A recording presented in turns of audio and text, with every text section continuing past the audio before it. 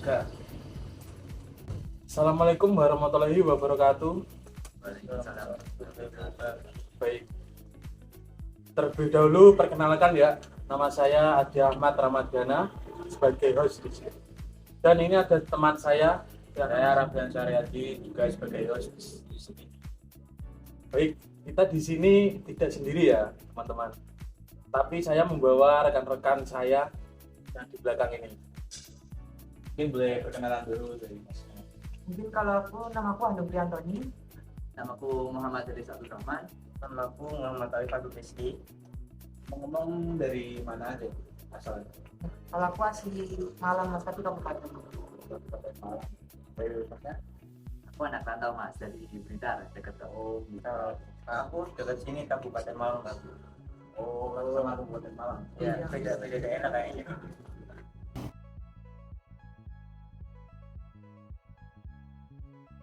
Jadi gimana Mas ini kuliahnya? Udah setahun ya, 2 semester ini? Ya, hampir setahun lah. Masih nyaman atau frustasi gitu? Enak. Aman masih aman. Enak ya. Enak. Jadi masih aman Mas. Web nyaman kok. Santai. Nyaman. Oke. Aman kalau kayak gini. Jadi saya ini di sini ini Mas, bukannya saya mengumpulkan mas-mas di sini itu cuma ngobrol aja, ya, pengen ngobrol aja, Sharing gitu. ya sharing gitu. Kan nih saya pengen nanya, akhir-akhir ini kan di media sosial banyak ya membahas tentang feminisme sama disorientasi seksual gitu. Ya. Kak, sebelum kita lanjut lebih dalam ya mengenai apa dua hal tersebut, bisa minta tolong dijelaskan Mas, kayak menurut pendapat Anda sendiri lah, feminisme itu apa? Dari perwakilan. Mungkin kalau sepemahamanku aja ya Mas. Kalau sepemahamanku itu feminisme itu kayak kesetaraan gender. Karena kan mungkin setauku ada kayak dibeda-bedain antara pekerjaan pria dan wanita gitu kan. Tapi menurutku ini feminisme ini memperjuangkan hak wanita untuk kayak wanita itu juga boleh kerja pekerjaan pria gitu. Iya. Astagfirullah. Lanjut. Kalau aku kurang lebih sama ya. Ya itu feminisme itu ya kayak paham ideologi atau suatu gerakan, dan penggagasnya itu kebanyakan memang wanita, dan untuk memperjuangkan hak-hak mereka yang di masa lalu itu banyak didiskriminasi lah istilahnya. Oh iya. Ya itu. Tapi perlu diingat juga kalau di zaman sekarang itu feminisme itu bukan dari kaum wanita aja, tapi bisa dari kaum pria gitu. Iya. Kalau Masnya sendiri gimana? Kalau dari saya sih feminisme itu kayak gerakan dari, ada sebuah gerakan kayak para perempuan ini kayak saya ingin setara dengan laki-laki gitu lah. Jadi kayak kan selama ini kan sebelum ada feminisme itu sendiri kayak si perempuan ini banyak direndahkan oleh laki-laki gitu kan. Nah dengan gerakan feminisme ini jadi kayak perempuan ini bisa setara gitulah sama gender laki-laki. Jadi intinya itu kayak perempuan itu perjuangan ya, kayak nggak mau dibedakan lah. Ya, Iya. memperjuangkan Iya. keadilan lah. Iya. Baik. Kalau Mas ini kan kita semua kan agamanya Islam ya. Menurut pandangan Islam ya, yang Masnya tahu ya, itu tentang feminisme itu gimana? Maksudnya kayak ada hukum-hukumnya apa gimana gitu? Katanya yang membahas tentang feminisme itu. Ya mungkin kalau pandangan saya ya, kalau di agama Islam itu sebenarnya para wanita itu apa namanya dimuliakan istilahnya, kedudukannya dimuliakan. Misal dalam peperangan gitu, itu para wanita itu tidak dibiarkan ikut ya, karena apa? Karena itu berbahaya gitu. Sedangkan untuk laki-laki mereka wajib untuk memperjuangkan hak mereka juga hak wanitanya. Oh iya, masuk paham. Oh, mungkin tuh alasan dari kedudukan ibu tuh lebih tinggi dari ayah. Oh, iya. Ibu baru ayah. Ya. Kak Masnya yang lain mungkin ada nggak tambahin gitu? Belum ada ya? Kalau dari saya sih mungkin ya di dalam agama Islam itu, di agama Islam kayak lebih mendukung adanya feminisme gitu loh. Soalnya kan sebelum adanya agama Islam itu masih kayak ada apa bangsa-bangsa Romawi, bangsa Yunani atau lainnya gitu, itu masih banyak kayak wanita cuma dijadikan budak atau Bulan dia rendahan-rendahan. hiburan gitu ya. Iya, ya tahu sendiri lah masalahnya. gara-gara ada agama Islam ini jadi feminisme ini jadi kayak naik gitu. Jadi kalau itu apa ya, masnya ini diantaranya kan pasti ada yang nggak setuju apa tidak gitu. Kalau menurut dari Mas Hedung sendiri apa? Setuju apa tidak Mas? Kayak ketangannya Ini tergantung situasi terbuka. Tapi kalau aku sih mendukung banget untuk memperjuangkan hak wanita. Tapi semisal tadi kan dari sudut pandang kan kayak mungkin pekerjaan wanita itu lebih digunakan atau sesuai kemampuan aja mungkin ya kalau dari aku. Tapi kalau aku secara pribadi mendukung feminisme ini terjadi. Ya, kalau menurut saya juga kurang lebih sama, saya setuju banget itu. Karena apa ya, untuk memperjuangkan hak wanita itu setara, tapi itu juga ada batasnya. Kalau zaman sekarang ini ironisnya banyak yang memperjuangkan feminisme tetapi jatuhnya malah merendahkan kaum laki-laki gitu. iya Pak. Banyak kan yang kayak gitu. Banyak yang iya. Ya, yang itu jangan sampai terjadi lah. Tujuan awalnya baik tapi eksekusinya buruk kan ya percuma gitu. Iya. Mas Rizky sendiri Ya kalau saya pribadi sih saya mendukung adanya gerakan feminisme ini ya, tapi dalam konteks yang baik. Kan di luar sana masih ada feminisme yang kayak memperjuangkan wanita itu sendiri tapi kayak dengan caranya nggak baik, kayak misal laki-laki laki-laki jadi jadi kayak perempuan gitu lah, ya, sifatnya terus ya buat di Udah masuk ke ranah yang bukan haknya gitu Iya ya. sih. iya kan tujuannya bisa jadi tujuan laki-laki itu kayak memperjuangkan hak perempuan tapi caranya salah gitu loh Mas. iya, jadi dia ikut jadi feminim gitu kan. Nah itu intinya kalau kaum pria itu untuk memperjuangkan feminisme nggak harus jadi feminim gitu ya. Iya. Betul. Karena kan di Islam juga ada banyak yang bahas kalau laki-laki itu nggak boleh berpakaian ya.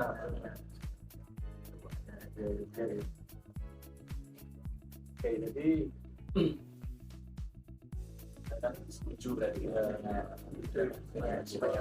tapi ya batasnya itu ya sampai nggak mencari aturan gitu ya. Kalau aku mau menambahi perihal itu, sekarang tuh banyak yang perempuan yang bertameng pada kata-kata feminisme, padahal itu sebenarnya kayak gimana ya, memperjuangkan kesetaraan, tapi banyak aku melihat itu banyak perempuan yang kayak tapi kan aku cewek kayak gitu loh. Jadi kayak perlindungan ya seperti itu. Mungkin kalau itu aku kurang setuju, tapi untuk kesetaraan dan dianggap sama dalam kedudukannya itu aku setuju banget.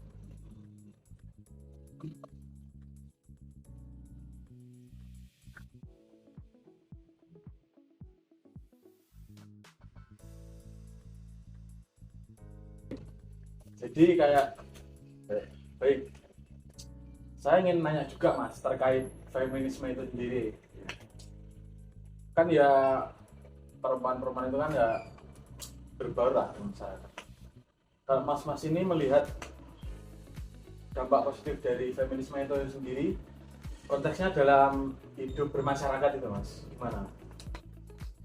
Mungkin untuk dampaknya yang saya temui itu banyak persyaratan, misal untuk pekerjaan atau untuk syarat-syarat pendidikan itu kayaknya sudah tidak ada apa itu pembedaan antara laki-laki dan perempuan.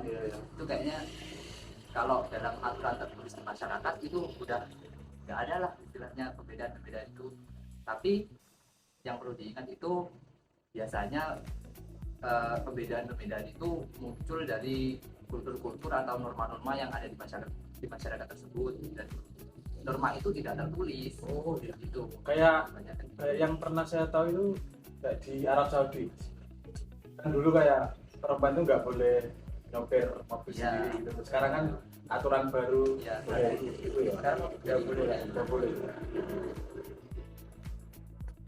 misal kayak apa itu pandangan masyarakat soal kalau perempuan itu pasti masa depannya ntar jadi Iya. ibu di dapur Iya. gitu. Itu kan sebenarnya Pandangan salah Mas. tidak ada apa itu peraturan tertulisnya, nggak Iya. ada, tapi itu yang Culture. jadi culture di masyarakat. Nah itu harus dibenahi lah istilahnya. Nah, tapi itu gara-gara ada feminisme itu sendiri kan, sekarang pandangan kayak wanita harus jadi ibu pas udah dewasa itu nggak berlaku lagi kan. Iya. Nggak sedikit dari wanita sekarang kalau ada yang bekerja gitu loh, banyak wanita karir Iya, gitu. memang gitu sih. Terus dari itu jadi feminisme itu ada dampak positif negatifnya juga sih. Kalau negatifnya kayak bukan negatif sih, kayak lebih kita sebagai laki-laki jadi lebih susah buat bersaing dalam dunia Iya, kerja, soalnya saingannya kan jadi makin banyak. Tapi itu itu cuma dampak negatif yang dirasakan Iya, bagi kita kan makanya saya bilang tadi bukan dampak Ya itu negatif. kitanya aja yang itu tergantung perspektif ya, aja. meningkatkan kualitas. Iya. Tantangan kita juga Iya, itu. tantangan. Ada tantangan baru lah, jadi saingan kita nambah banyak. Tapi sebenarnya nggak apa-apa. Iya sih.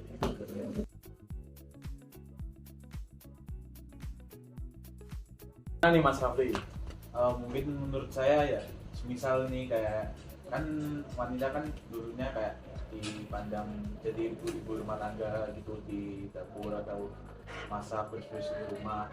Lalu mungkin apakah kalau misal yang laki-laki jadi seperti itu kayak beres-beres rumah, masak di dapur itu, menurut kalian pandangannya itu? Kalau menurutku sih sebenarnya nggak ada masalah ya, tapi kalau pengetahuanku entah ini kewajiban laki-laki untuk mencari nafkah atau gimana, tapi sebenarnya nggak ada masalah kalau laki-laki itu membantu atau mengurus pekerjaan rumah, tapi seenggaknya itu harus ada tanggung jawabnya untuk pekerjaan sebagai kepala keluarga. Kalau aku Kalau aku mungkin agak sedikit berbeda ya. Kalau menurutku itu soal laki-laki yang rumah tangga, jaga anak kayak gitu, itu tergantung tergantung persetujuan keluarga tersebut gak sih, suami istri. Iya, iya. Oh iya. Kayak Kan, gimana persetujuannya, siapa yang cari nafkah, siapa yang ngurus rumah tangga, itu sebenarnya kayak harus saling melengkapi gitu. iya, yang penting komunikasi. itu udah ranahnya rumah tangga mereka, biar diurus mereka sendiri, asalkan dari kedua belah pihak sama-sama mau menerima dan tidak ada paksaan gitu. Itu fair. Oh iya iya iya. Iya. Udah cukup sih menurutku kayak gitu, dan nggak ada masalah juga. Kalau saya sendiri sih, menurut saya kalau dibalik gitu ya, jadi kayak wanita yang kerja, laki-lakinya diem di rumah doang. Kalau saya sih nggak bisa ya, harusnya kan di dalam Islam itu sendiri kan kodrat laki-laki kan menafkahi keluarganya. Nah kalau si laki-laki ini cuma ngurus rumah doang, nggak kerja, itu bisa menyalahi aturan tadi kan, yang nggak menafkahi keluarganya. Kecuali kalau si laki-laki ini ada kerja lah. Nah kalau bantu-bantu rumah itu ya sekedar bantu-bantu, bukan cuma kayak ngurus semuanya, jadi cuma bantu bareng gitu loh ya. Jadi tanggung jawab rumah tangga itu 100%, bukan 100%, tapi sebagian besar masih ke Wanita tapi dibantu sama laki-lakinya. Berarti nggak itu dong, apa nggak fair dan nggak setara dong, soalnya masih ada kayak ketimpangan. Kalau menurutku urusan rumah tangga ataupun kayak punya apa ya, jadi tanggung jawab bersama sih kalau aku. Jadi kayak nggak ada 60-40 atau 70-30%, jadi kayak ya 50-50. Kalau kamu kerja aku kerja, kalau kamu jaga ngurus rumah aku juga mengurus rumah gitu. Ya, maksudnya juga gitu kayak 50-50 gitu, jadi setara. Nggak ada ketimpangan lah di situnya. Kan kalau dalam rumah tangga yang harusnya itu yang maksudnya kodratnya itu loh, laki-laki kan harus menafkahi. Jadi Meskipun yang maksudnya gini kasarnya, kayak gajinya yang laki-laki lebih kecil Iya. daripada yang perempuan itu kan, tapi intinya dia harus kayak menafkahi Iya. warga gitu mas. Intinya kan menafkahi kan. Iya. tapi kerugian juga kalau nafkah ini bukan hanya soal uang ya. Ya, nafkah lahir dan ada nafkah lahir batin. dan batin. Maksudnya meskipun uang banyak tapi kalau kasih sayang Ya, ya kurang ya. dikasih ya sama aja zolim.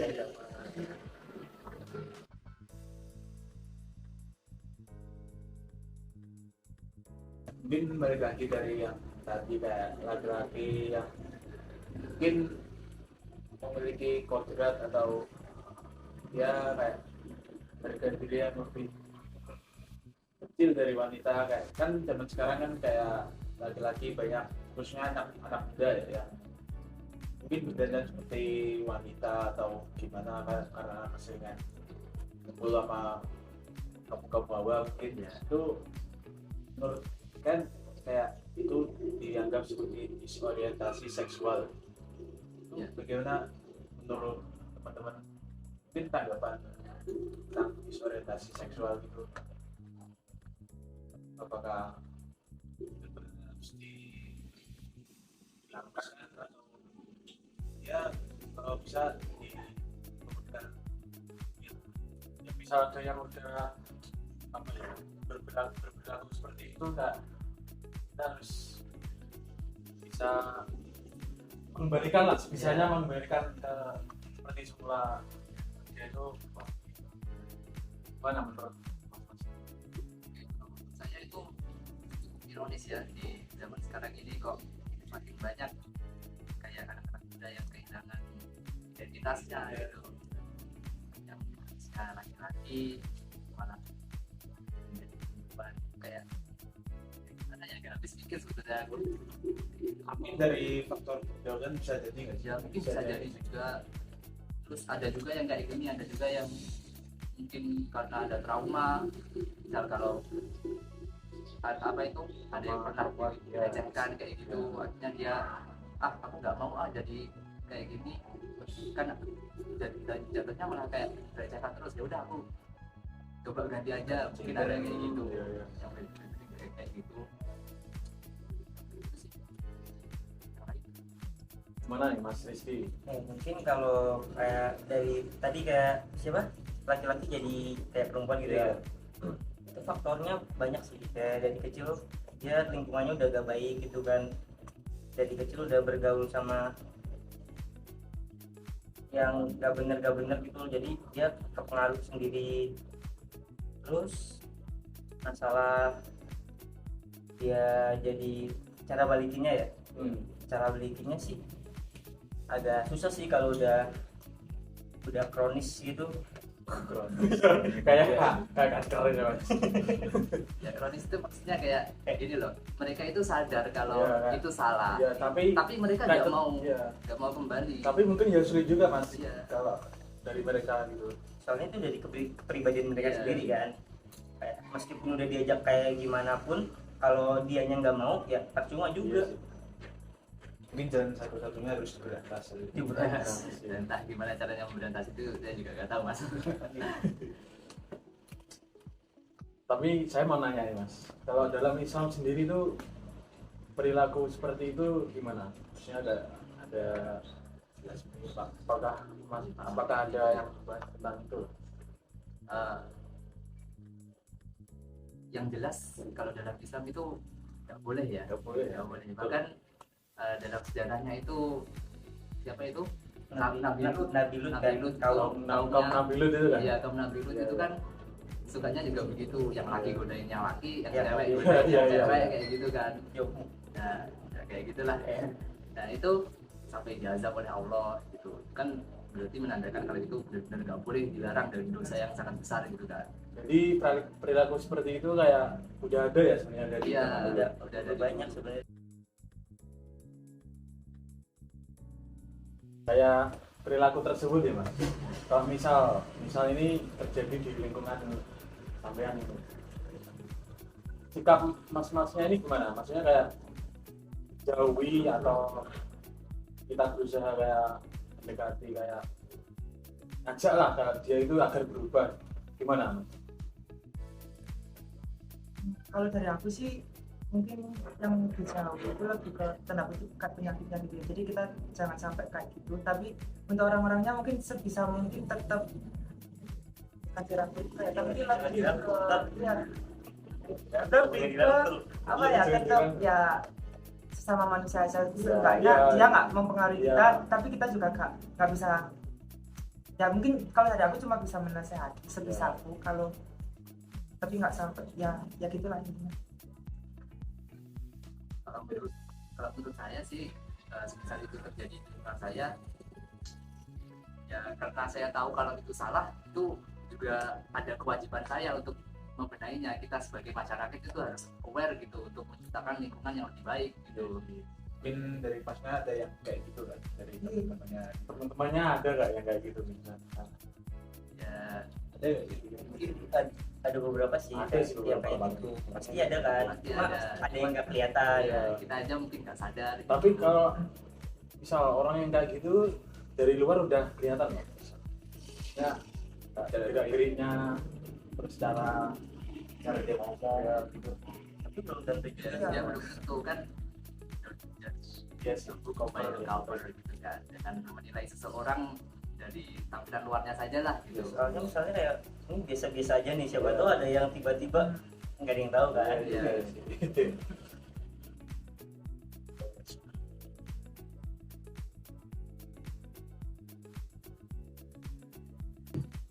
Ini Mas, di Indonesia ini kan ada ya kayak beberapa orang yang mengubah jenis kelaminnya dari misalnya dari cowok kebanyakan kan dari cowok ke cewek gitu kan. Iya.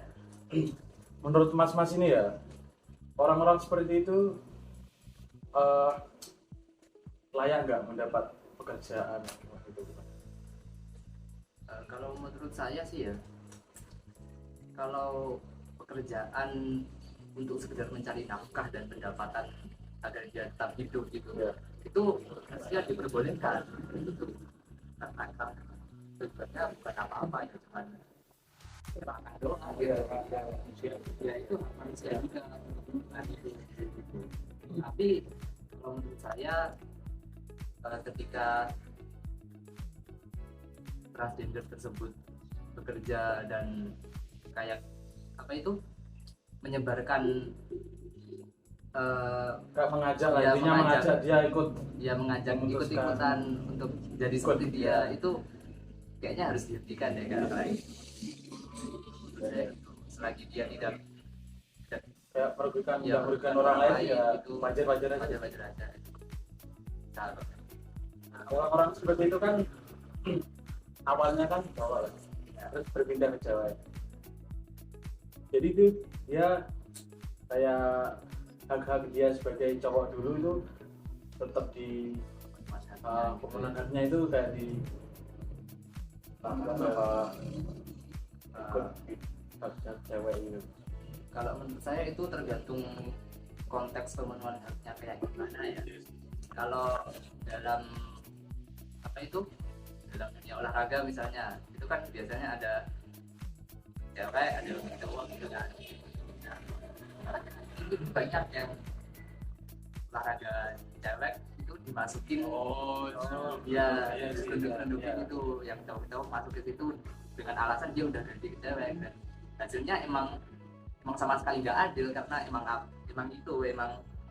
cewek dan cowok itu Beda fisiknya. ya beda fisik, build tubuhnya itu udah beda gitu. Tapi untuk konteks lain, kalau sepengetahuan saya itu misal dalam sholat berjamaah nih, nah itu ada satu orang yang itu belum jelas, misalnya kita nggak tahu itu gendernya cowok apa cewek. Nah itu orang kayak gitu pertanyaannya boleh jadi imam apa enggak gitu.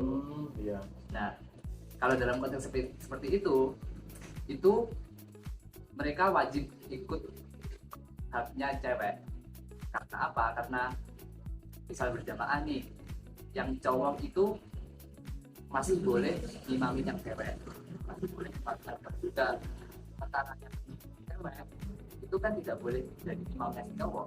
Nah, untuk cari amannya maka yang orang yang tidak jelas gendernya apa itu tidak boleh jadi imam. Jadi haknya hak ke cewek. Oh ya ya. Tergantung konteks lah istilahnya. Oke. Kayak kalau misal meninggal itu ya, dia itu kayak di tata cara misal kayak disolati atau di mana, terus cara mandikan tuh ikut ke kayak yang tata cara yang cowok apa cewek gitu. Nah, itu sebenarnya menurut saya itu Menurut Mas gimana? itu sebenarnya pertanyaan juga. Apa kembali ke kan kalau Iya. meninggalnya di sini kan ada yang ngomong meskipun dia udah ganti kelamin jadi cewek tapi kalau pas meninggal cara pemakamannya kayak cowok Ya, gitu. dikembalikan ke Seperti awal semula. Ya pokoknya kan kalau misalnya dia lahir sebagai laki-laki, terus ada yang bilang dia harus dimakamkan juga sebagai laki-laki juga, tidak boleh sebagai perempuan. Soalnya emang dia ditakdirkan kodratnya sebagai laki-laki kan. Cuma dia pas hidup dia menyalahi aturan, tiba-tiba ganti gender gitu kan. Ya paling yang kan tiba-tiba orang mau jadi ganti gender. tapi sebenarnya saya juga bertanya sih kalau misal waktu pemandian jenazahnya misalnya, nah, itu kalau yang laki-laki itu menjadi transgender sepenuhnya, yang artinya dia sampai operasi untuk fisiknya gitu. Nah, itu saya juga bingung harus ke mana gitu. Itu jadi pertanyaan sih Mas Dian. Tapi kalau kasus gitu saya pernah dengar berita kayak ada orang dia lahirnya dulunya laki-laki, nah terus pas dia udah agak terkenal gitu dia jadi perempuan kan, dia terkenalnya itu sebagai perempuan. Nah terus pas dia meninggal dia dimakamkan sebagai laki-laki juga, soalnya kan dia dulunya juga laki-laki kan. Kodratnya Iya. Gak kerasa ya, kita udah ngobrol panjang lebar. Udah berapa menit Mas Rauli? Mungkin 30 menitan. Oh, 30 menitan ya. Terima kasih pada narasumber kita Mas-mas yang ini kasih balik sudah apa ya menyampaikan pendapatnya lah mengenai dua hal tersebut. Terima kasih Mas Handu, Mas Haris, Mas Rizky. Jadi dapat saya simpulkan ya, pandangan Islam mengenai feminisme itu kayak sebenarnya itu boleh ya, tapi tidak boleh lebih dari apa, nggak boleh melebihi batas lah intinya itu. Karena feminisme itu kita memperjuangkan hak perempuan agar setara dengan laki-laki, tapi tidak boleh melebihi batas itu menurut saya ya. Kalau Mas Rafli sendiri gimana Mas? Untuk kesimpulan tentang disorientasi seksual, mungkin dalam pandangan Islam tuh udah jelas-jelas salah ya, kayak melanggar aturan Islam, kayak laki-laki berpindah kelamin ke perempuan itu kan kayak di pandangan Islam kayak cerita dari Nabi Lut itu kan kaum-kaumnya juga seperti itu dan kena azabnya. Mungkin yang orang-orang seperti kayak bergender, dia pindah gender lah, kayak transgender ya intinya, itu harusnya ya dari diri dia sendiri cepet-cepet sadar lah ya, perbuatan dia itu kayak udah salah, dan mungkin di kehidupan bermasyarakat kayak untuk dirinya sendiri yang berbeda gender mungkin akan dipandang sebelah mata oleh orang-orang, kayak mungkin direndahkan derajatnya, dan ya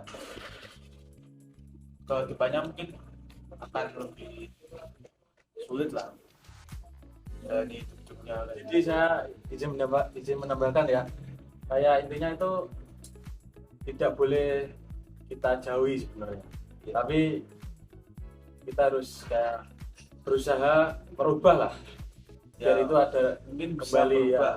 tapi ya Itu ya tergantung dirinya dirinya sendiri, sendiri ya, ya. Oke, kita juga nggak maksa untuk kayak mengkang dia untuk balik ke generasinya gitu ya, ya. mungkin ya sampai dia dapat hidayah ada. Oke. Baik, cukup ya kita ngobrol tentang feminisme dan disorientasi seksual dalam perspektif Islam sendiri. Cukup sekian, terima kasih dari kelompok AWI. Wassalamualaikum warahmatullahi wabarakatuh.